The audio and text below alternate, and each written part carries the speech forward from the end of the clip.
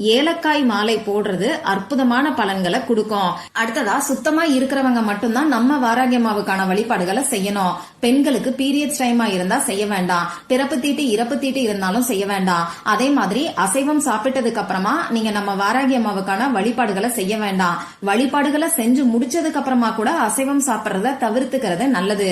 நம்ம வாராகியம்மாவுக்கு உடல் சுத்தம், மன சுத்தம் ரொம்ப ரொம்ப முக்கியம். நிறைய பேரு எதிரி தொல்லை நீங்கிறதுக்கு ஏதாவது ஒரு வழிபாடு சொல்லுங்க, பரிகாரம் சொல்லுங்கன்னு சொல்லி கேக்குறீங்க. நம்ம வாராகியம்மாவுக்கான வழிபாடுகளை தொடர்ந்து 5 பஞ்சமி திதிகளுக்கு நீங்க செஞ்சு பாருங்க. உங்களுக்கு இருக்கக்கூடிய எதிரிகளை நம்ம அம்மாவே பாத்துப்பாங்க. எதிரிகள் தொல்லை நீங்கணும்னு தான் நீங்க வழிபாடு செய்யணுமே தவிர எதிரிகள் அழிஞ்சு போகணும்னு சொல்லி நம்ம வாராகியம்மா கிட்ட பிரார்த்தனை செய்யக்கூடாது. இத மட்டும் கவனத்துல வச்சுக்கோங்க.